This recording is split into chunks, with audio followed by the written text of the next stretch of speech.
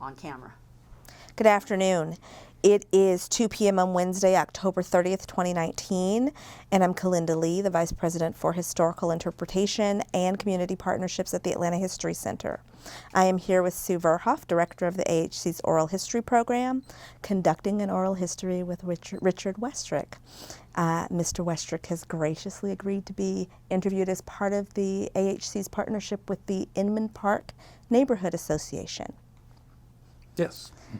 So thank you for being here. Thanks for doing this. We're excited about this. So I'm going to just begin at the very beginning. I noticed that you were born in Michigan, but that you've lived in Atlanta for many decades. So tell us a little bit about what brought you hereabouts. Back in the early 70s, there weren't too many computers around in the South, and I had just gotten a degree in computer science. So we thought about going back to Charleston, but there's only 2 computers in Charleston, and one of them was owned by the Navy. So Atlanta had more computers than anybody in the South, and we wanted to stay in the South. So we came here.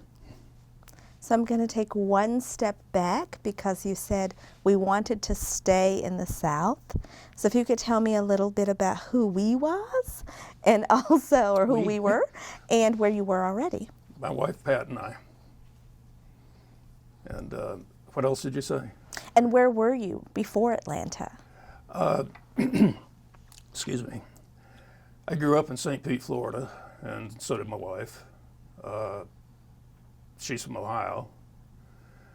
And my folks moved the family to St. Pete in 1945 because my dad had severe arthritis, and the doctor told him if he didn't get out of Michigan, he was going to die. So told him he'd go to Arizona or Florida. So we went to Florida. And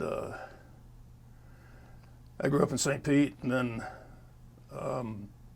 after we got married, we moved to Orlando because Pat was a teacher, and she got a job teaching there. And a year later, I got drafted and joined the Navy. Instead of going in the Army, they let me do whatever I wanted to do as long as I joined something. So at that point in time, everybody who was drafted was going straight to Vietnam. So I joined the Navy. And when I was in the Navy, I got interested and involved in computers. And so when I got out of the Navy then, went back to school, went to Florida Atlantic University and got my degree in computer science. And then we moved to Atlanta. Okay, thank you. So you've been in Atlanta a long time, and you've been in Inman Park for a very long time. Inman Park since '75.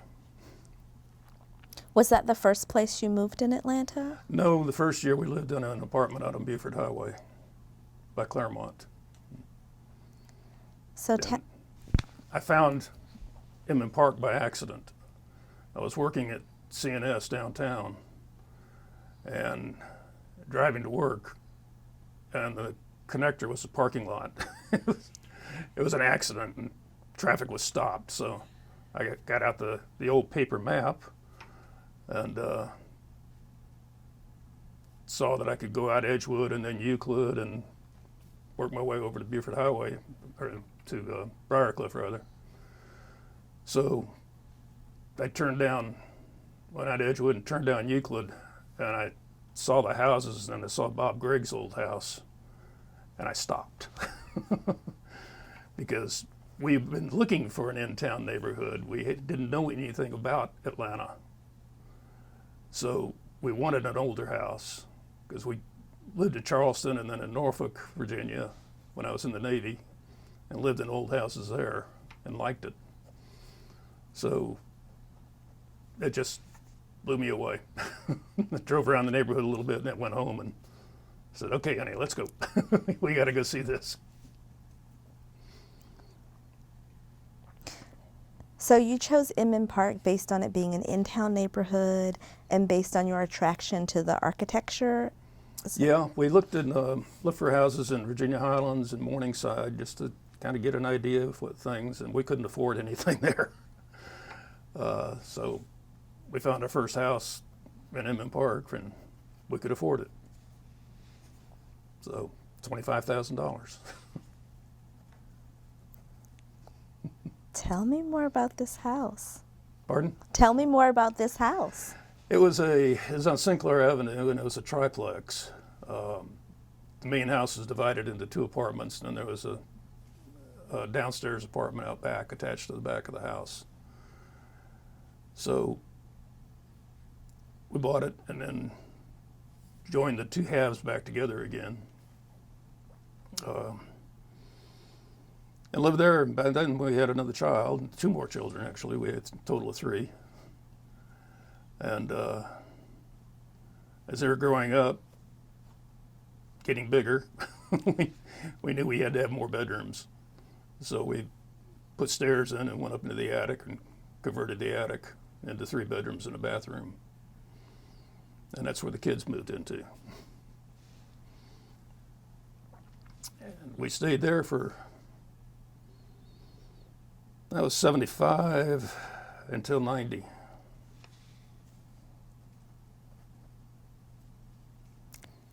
So why did you move? So why did we move? We wanted a bigger house and possibly an older one. The first house was built in 1925. So we found a house on Elizabeth Street and fell in love with it. And it was built in 1890. It was the first house on the street. And much larger, 2-story and 3,500 square feet. So we lived there until 3 years ago, and we got tired of the stairs. So we downsized. Then we bought a little 2-bedroom house on Ashland Avenue on the west side of the neighborhood. And that's where we're at now. We finished off the attic. It's just that one big room up there, and that's where all the grandkids go when they come. We fill the place up with blow-up mattresses. Because for Christmas and for festival, there's 14 of us in that little house. We each have 100 square feet. It's a 1,400 square foot house. So you've had 3 addresses in Inman Park. Yes. Mm-hmm. And you've had shifting family needs throughout this time. So why have you stayed in Inman Park all of this time? Neighbors. It's a very, very close neighborhood. And good friends. And good things to do. There's a festival every year. I've worked on every festival since 1976. Chaired festival one year in 1986, and then in 1997, Pat and I co-chaired festival. I've been on the board of the Neighborhood Association. I was secretary back in late 70s, I think, or early 80s. Been on lots of committees and, just doing stuff. Co-founded the Tree Watch Committee with Nancy Morrison back in either 98 or 99. And we've planted over 2,000 trees in the neighborhood over that time, over the last 20 years. So we have to, because a lot of the trees in the neighborhood were planted when the neighborhood was developed back in the 1880s. And a lot of them are water oaks, which have a lifespan of about 100 years. So we're losing a lot of trees.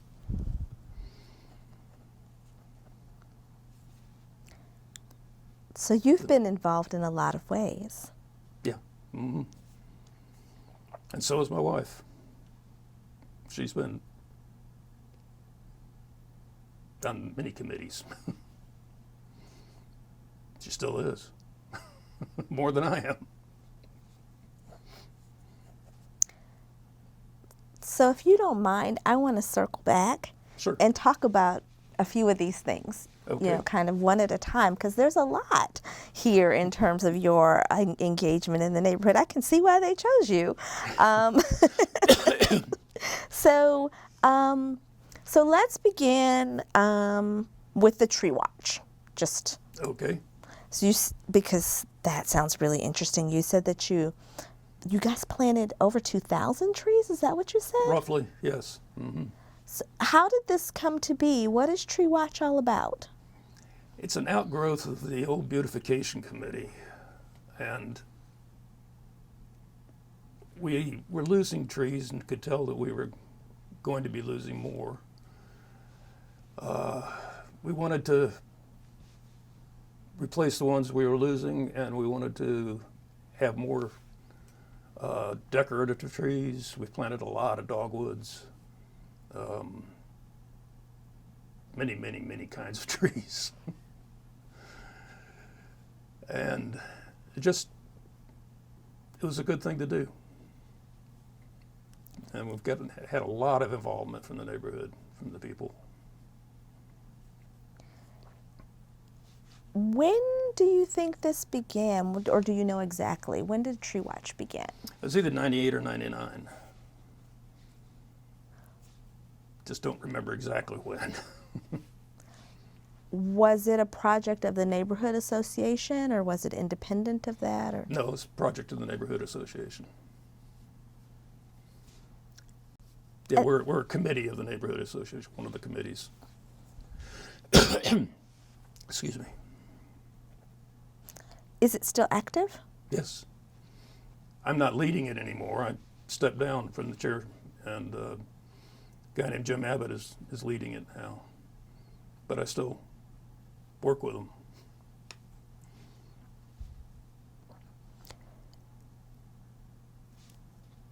Do you feel like that particular committee has as much interest or as robust an interest as it had in the beginning? What does that look like with new neighbors and all of that? We are getting new neighbors showing up, which is good. Younger people. So, yeah, I think it's just as active as it was. Okay, so I want to ask about the festival. Everybody loves the festival. So do we. So tell me how you first became involved with the festival. Let's start there. I threw garbage, picked up garbage. I've done that every year since. Even when I was chairing it, I'd collect the garbage. But it was just, our friends told us about it. We'd never seen it. We didn't see the one in 74 or 75 when we moved in, because we moved in August. The festival's the last weekend in April, so we didn't even know about it. But then people told us about it and told us that they needed volunteers. So we did, or I did. Pat couldn't do much the first few years because she had the kids. So, because our youngest child was born after we moved into Inman Park. She was born in '76.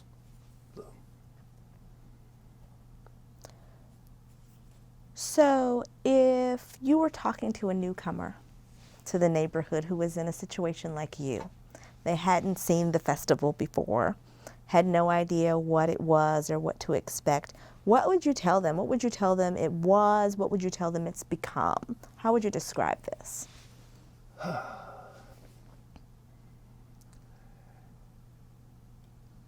I would have to say that it's just amazing. Just amazing. The neighborhood fills up with people. Sometimes you can barely walk down the street. I tell them that there's hundreds of vendors, that there's tents lining Edgewood Avenue and Euclid Avenue, that just everywhere there are people. And that I tell them about Butterfly Ball, which is a dance we have Friday night before festival, Friday night of festival weekend. And that's a lot of fun. We get dressed up for it. And then there's the Sunday night cleanup where everybody bands together and goes out and cleans up, picks everything up, and which is also fun. And one of my favorite memories of the festival is on Sunday night after everything was cleaned up and everybody went home, I'd get in the car or the truck, go out and drive around, make sure everything was okay. And there was always a barricade or two that didn't get moved off the street, or traffic cones that didn't get put back. So a friend of mine and I, Bill McMurray, and I did go out and drive around.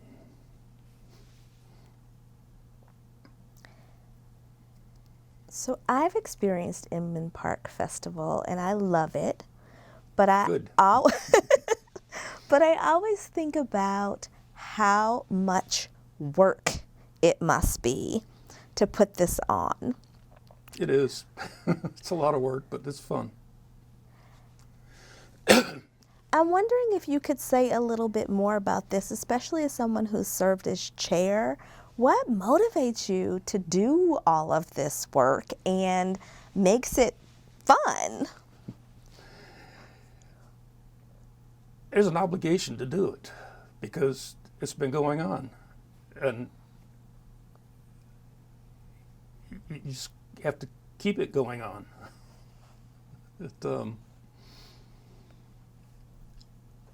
And it's really an honor to do it. It's an honor and it's fun. And it's what holds the neighborhood together.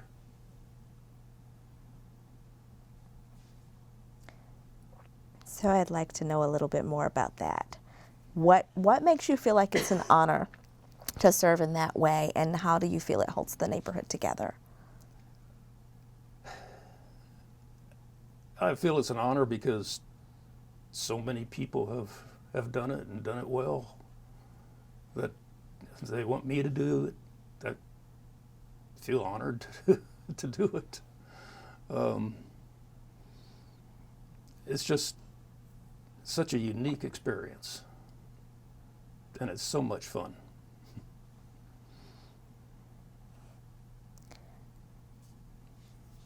I want to dig a little bit more about the fun part. You mentioned that one of your favorite memories is something I would never think of, which is actually, going around and making sure that things are taken care of and all the trash is picked up, which is wonderful.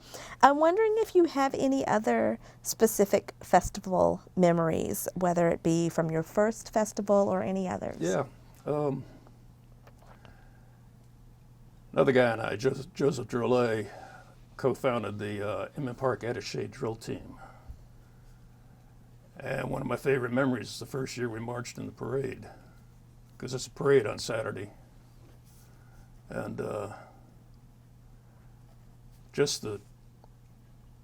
what we do in the drill team is we put on a suit, tie, carry an attaché case, and I led it.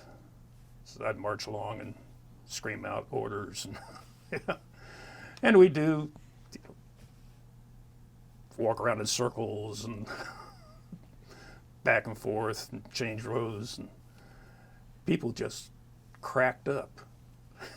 There are cheers and applause and people laughing. It was great. That's one of my favorite memories, that first year. How did you come up with this idea? I don't know. I really don't know. Don't remember. My memory's not as good as it used to be. I'm going to circle back to something else that you said too. One thing that you said kind of in passing as we've been talking this afternoon is you mentioned that you had 3 children Yes. who you raised in the neighborhood. And I wanted to know a little bit more about that, since that's often a way that people really connect within their community. Mm-hmm. What was it like to raise children in Inman Park? It was good. There was not a whole lot of children, but there was enough that they made friends, and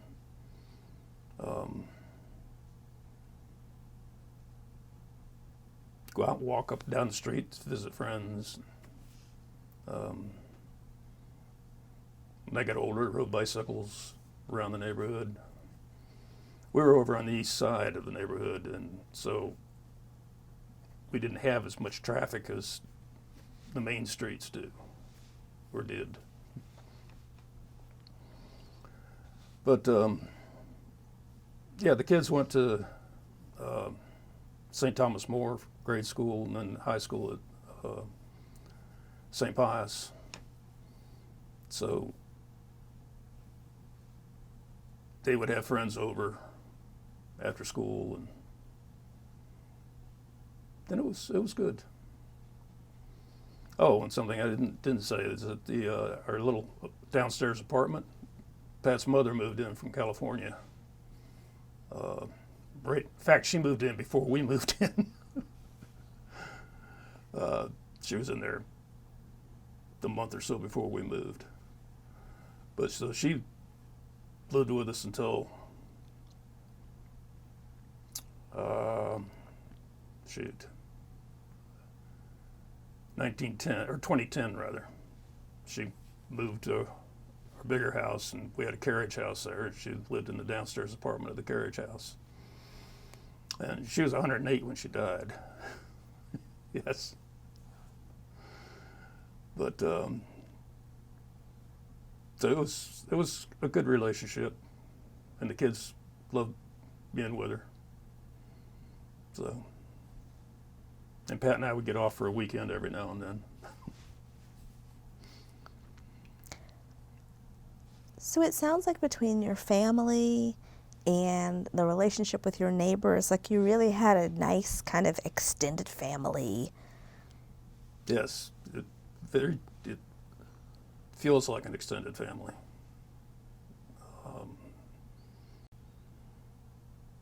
I can't imagine, frankly, not living in the neighborhood. That's why we stayed. We downsized. We looked around and found a small house in the neighborhood. So even though we're talking a lot about the history of the neighborhood as part of this, I think about things that people identify as, community building, right? Relationships with neighbors, things like that. You mentioned that your kids went to private schools. And I know that sometimes community schooling is also a way that people meet each other and connect within the neighborhood. I'm wondering whether that was something you considered in Inman Park, and if there were other community institutions that you connected with in the neighborhood. Not really, just the neighborhood committees. The Inman Park used to be Inman Park Restoration, now it's Inman Park Neighborhood Association, but you connect with people through the committees and working on neighborhood projects.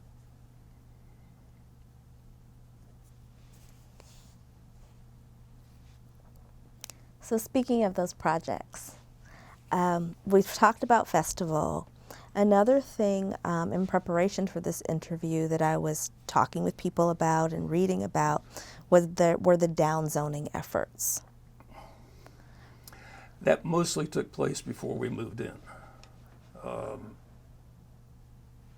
We passed around some flyers to downzone the east side of the neighborhood, and did a little bit on that, but that was right after we moved in. So we were learning the neighborhood ourselves. So the downzoning of the main neighborhood, like I said, it happened before we moved in. For someone who wouldn't know, can you talk a little bit about what you understand the downzoning effort to be and how it was important? It was important because the neighborhood was zoned commercial, and it needed to go back to being residential.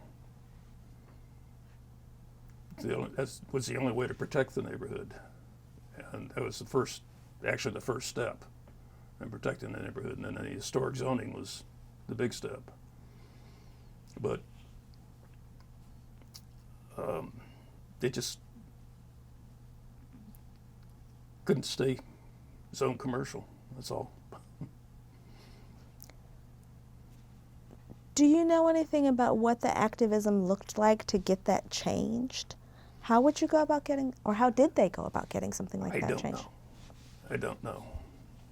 And what I did know, I don't remember. So, you said that that was a first step in protecting the neighborhood, and that another very important step was the Historic Landmark District Yes. work. Mm-hmm. Can you tell us about that? Not a whole lot. You're going to interview my wife too, and she was on the committee. She was involved with it much more than I was.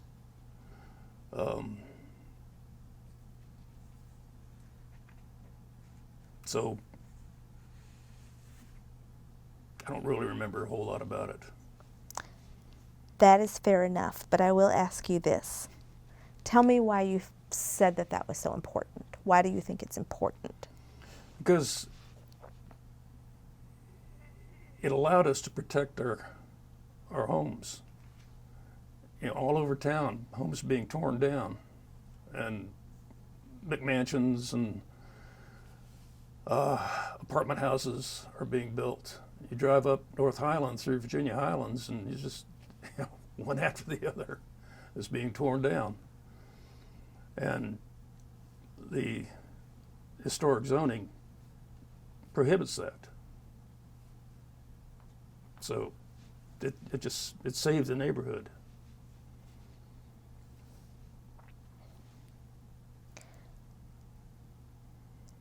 I think I read somewhere recently, there was an old quote, but I read it recently, where some politicians said that the city bird, like you know how you have state birds, that the city bird of Atlanta was a construction crane.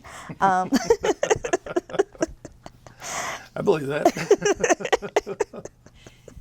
So I was thinking about Inman Park in the context of that. And on the one hand, you're talking about how important it is to preserve and protect properties. Mm-hmm. On the other hand, Inman Park is certainly an area that has seen its share of development and redevelopment. What are your thoughts about kind of contemporary development in Inman Park? It's okay. The Meade property development, the Inman Village, that's all okay. It leads to crowds, leads to more traffic, but it's okay. Krog Street Market is between it and the Beltline. It just really brings crowds in. We live about 3 blocks from Krog Street Market, and on the weekends, cars are parked in front of our house. So, because the parking lot at the Krog Street Market is not that big. So. Do you feel like that's good for the community? I'm sorry, what? Do you feel like that's good for the community or not? Or? I'm not sure. I don't like the crowds. I do like all the restaurants. So I go back and forth on that.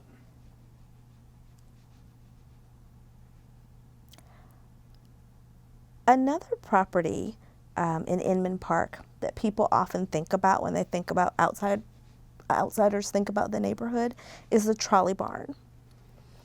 Yes. I served on the board of the Trolley Barn for 13 years. And I was vice president for operations. And we love the Trolley Barn. I did not work on the restoration of it, the original restoration. I was too busy involved with work at that time and working on our house because this was when we were in our first house. So if I wasn't working for a living, I was working on the house, one or the other. So I've always kind of regretted that I wasn't involved in the restoration of the barn, but that's the way it happened. But it's a great place, and it's lots and lots of weddings. And my wife Pat is now chairman of the board of the Trolley Barn. When I resigned from the board and Pat joined the board a year or so later, I was told that they had upgraded the Westrick position.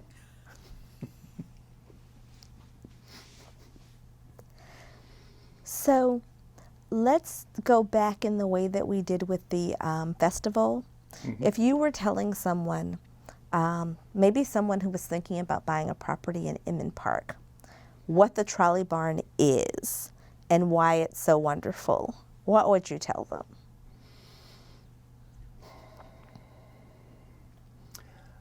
I'd have to tell them how important it is to the history of the neighborhood, what its function was, and then what we do with it now. You know, we have our meetings there, we have parties there, we have, and then we rent it out for weddings and business meetings and so on and so forth. It's a nonprofit, so we take the money we make, a lot of it, and distribute it in grants to schools and other neighborhoods for functions, you know, for things that they do. So it's just an important piece of the neighborhood. And you know, when the neighborhood was built back in the 1880s, they straightened out and widened Edgewood Avenue and put the trolley line out Edgewood. And that trolley became the first successful electric trolley in the United States. And it was a 7 or 8 minute trip, I think, from downtown. So, and underneath the pavement, in a few places, there are trolley tracks still underneath there. So, but it's an important part of the history and the flavor of the neighborhood. So tell us a little bit more. I know about Inman Park's history as the first streetcar suburb, which you're referring to. Yep. But for someone who didn't know, so we had this trolley that came out. What exactly is the Trolley Barn, and how did the neighbors find it and restore it? The barn was where they worked on the trolleys, on the engines and the cars. It was a service facility. And the eastern end of the barn, where the front door is now, we have pictures. There's pictures at the Trolley Barn of this. It was just a big door, big opening, and the cars pulled in. The tracks ran in. There was no floor because they would, in the dugout basement, they'd work on the cars up over the head. And there was think there were 3 or 4 sets of tracks in the barn next to each other. And so that was the service facility for the trolley line.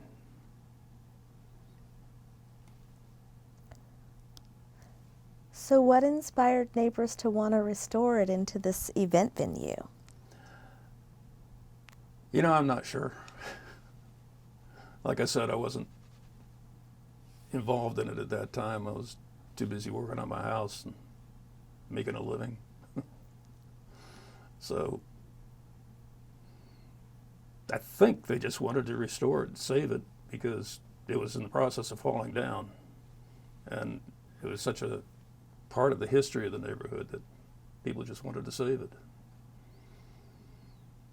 So the city owned it and leased it to us for $100 a year or something like that.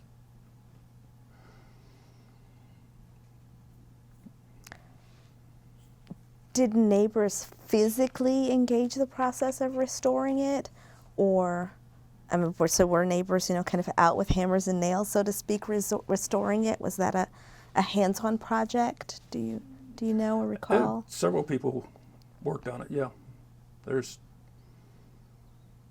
pictures of about 10 people who worked on restoring it, and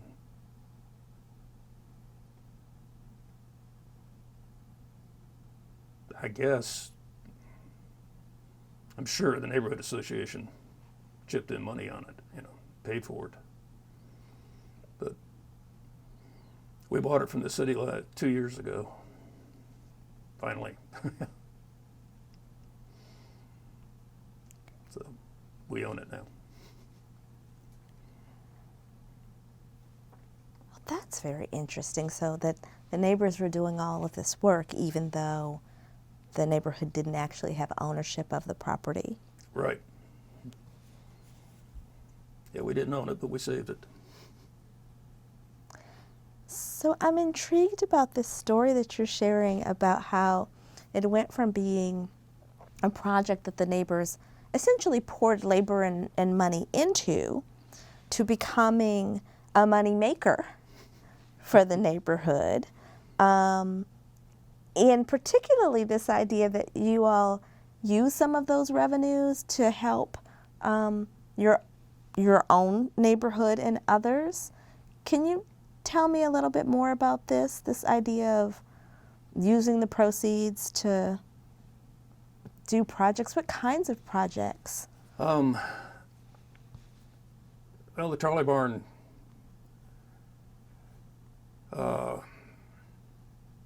did some work on Springville Park, replaced the curbing and the sidewalk, and but I don't really remember who we've donated money to. I know some money goes to schools, neighborhood schools, but I don't know which ones and how much.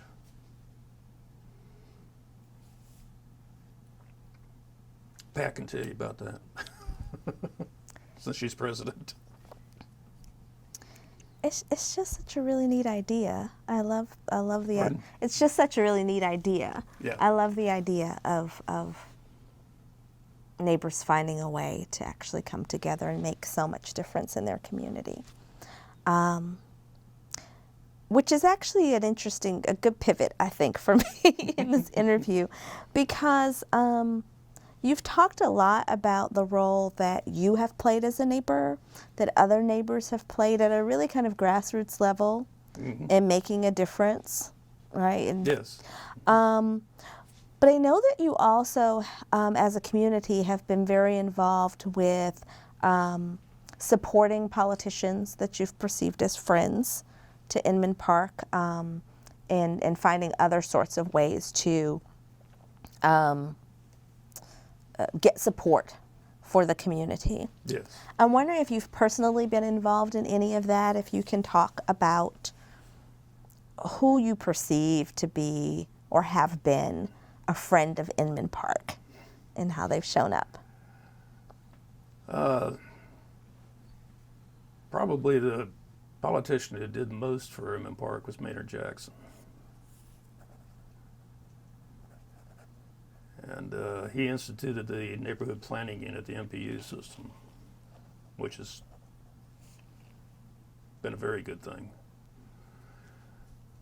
And we've had several neighbors serve on city council people. So they helped us a lot by keeping us aware of what was going on in the city. In fact, one of our neighbors was a mayor.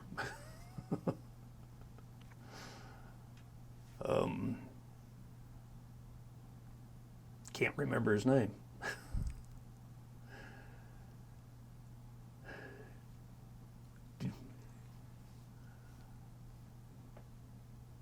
It'll come to me. I think it was Campbell, maybe? Bill Campbell, yes. Yes. So do you feel like having that kind of representation or being engaged in politics is important for a neighborhood? Yes, I do. I do. It's important. It's important to work with the city. It's important to help guide the city. I just think it's a good thing to do.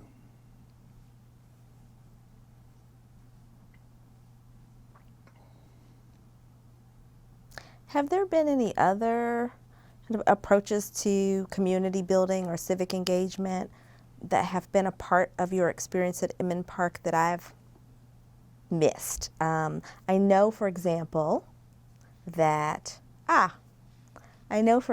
that one of the most important events in recent memory, sort of recent memory, for Inman Park has been the road fight. Ah, yes.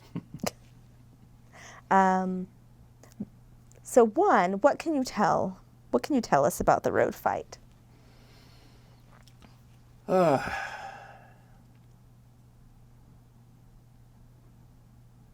was a tremendous battle. And I was not directly involved like other people were.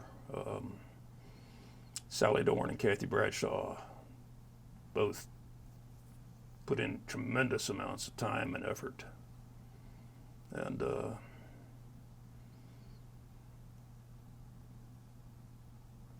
it was just tremendously important to the neighborhood.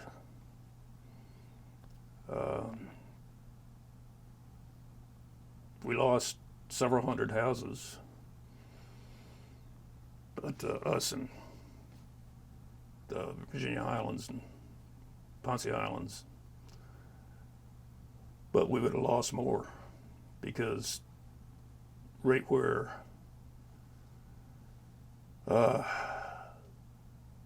near where, a block away from where our second house was, there was going to be an exit ramp off the expressway when it had taken out a whole block of houses. It just would have been bad. So let's step back a quick step and just discuss what the road fight was about. What were the issues as you understand them? What was being proposed, and how and why were neighbors so concerned? We didn't want to lose the houses. We didn't want to lose the neighborhood. And we would have. It would have.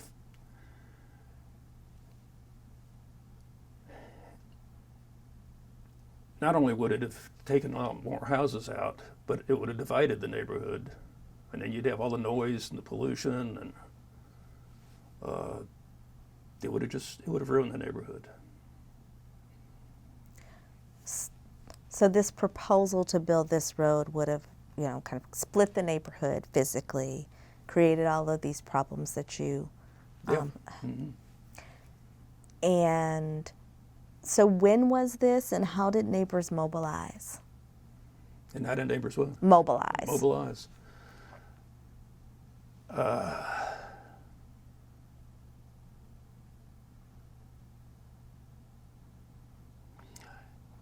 It was in the, well, I can't remember exactly when. It was in the early 80s. And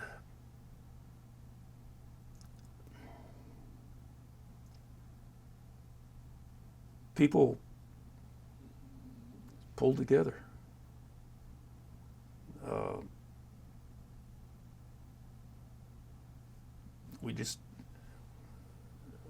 We marched. I remember one time we marched to Emory. I followed in my van in case anybody needed a ride. But because Emory was in favor of it. So we demonstrated that we didn't like that. So it just, I don't know, everybody just pulled together on it. There was some divisiveness. There was people who wanted it. But they're not around anymore.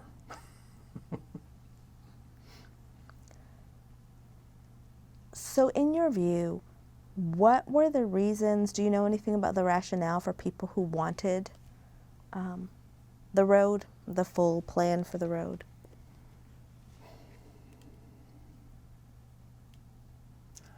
Not really. Not really. I never wanted to talk to anybody about it. Anybody who's in favor of it. What do you think the neighbors accomplished in their mobilization? The neighborhood what? Accomplished. What do you think that the neighbors accomplished by opposing the road? We saved the neighborhood.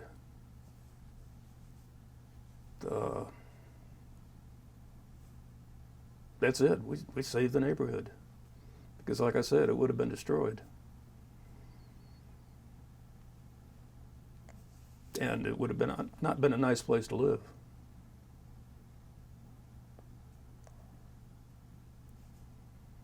Are there any people that spring to mind as particularly instrumental in helping in that effort?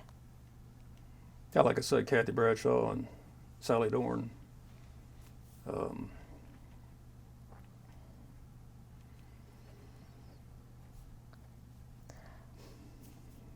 That's all I can think of right now.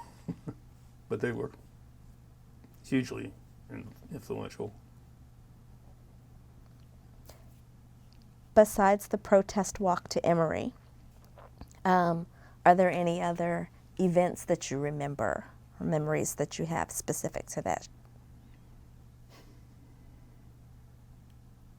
Not really, no. There were other things I just don't remember. Like I said, my memory's not as good as it used to be.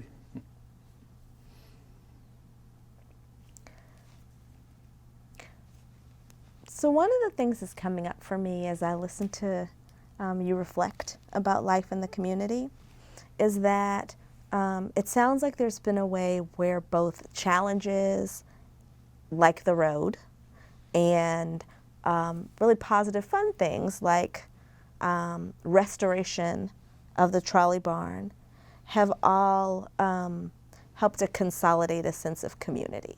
Yes. I know it's a little bit slippery, it's a little intangible, but I'm wondering if you could talk to me a little bit about the sense of community in Inman Park. Sense of community? Mm-hmm. There's a strong sense of community. We feel like a community.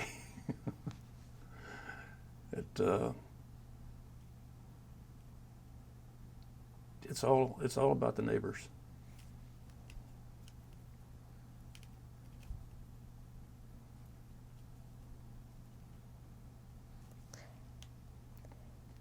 You said that in the very beginning of this interview, you said you were talking about your latest home. And you said you have 14 people there for Christmas and festival. Mm-hmm. And I thought that was really interesting. So festival is a homecoming for you? Yes, for our children.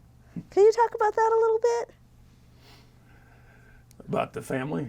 Yes. Family being here? Uh-huh. And connection to the neighborhood. They all,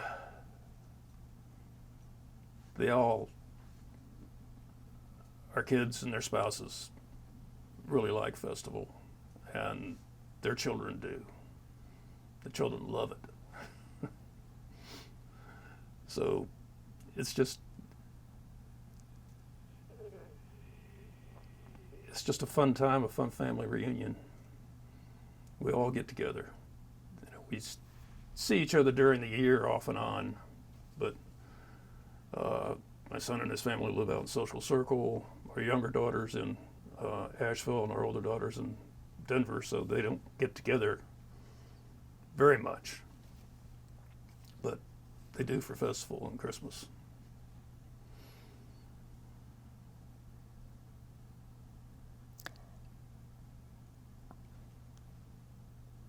So festival seems like an interesting and nice bridge between the past and the present, and maybe even the future. Yeah. Mm-hmm. Yes. What do you imagine for the future of Inman Park? What would you like for the community to be like, look like, feel like? I think it's probably pretty much going to stay the same as it is now. The area surrounding it is going to grow, but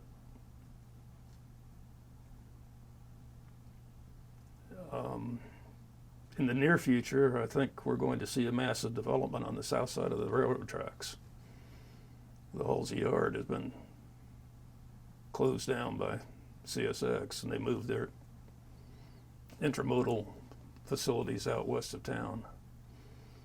So that's going to be developed somehow. We had a inter-neighborhood committee that has come up with a plan, a suggested plan. I haven't seen it yet. Just got it in the email a couple of days ago. But that's going to have an effect on us. We'll see. But I think the neighborhood will pretty much stay the same. Close friends, new people moving in and becoming friends. And that's what it's all about.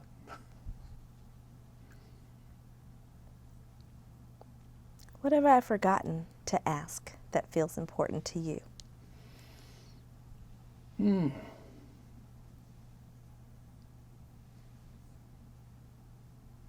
Can't really think of anything.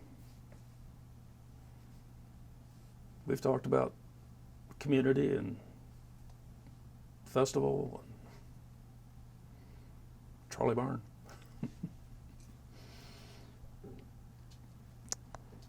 Well, I thank you very much for sharing your Thank you. memories and your... Thank you all for doing this. We're excited about it.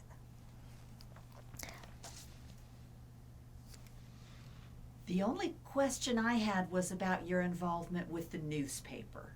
Ah, Is there anything you can tell us about that? Neighborhood newspaper? Yes, sir. I helped with layout, helped put it together. I didn't do any, I think I wrote one article for it. Yeah. This is back, I think it was in the 70s, late 70s. So it's a good thing. it helps bind the neighborhood together. I wish I had mentioned that. I'm glad you mentioned it. But it does, it helps bind the neighborhood together. It's a way for people to learn find out what's going on. Thank you. I have one more question now, too. She gave me a moment to think. You may have already covered this, but I always like to ask, if there was one thing, just one thing, that you wanted people to come away from this knowing about Inman Park, what would that be?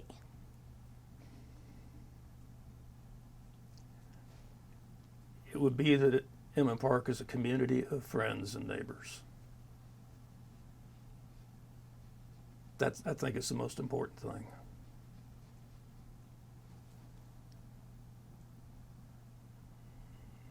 Yep. Now we're done. Thank you so much. You're It was welcome. wonderful Thank you. talking to you. Good to do it. Thank you. Thank you for coming in.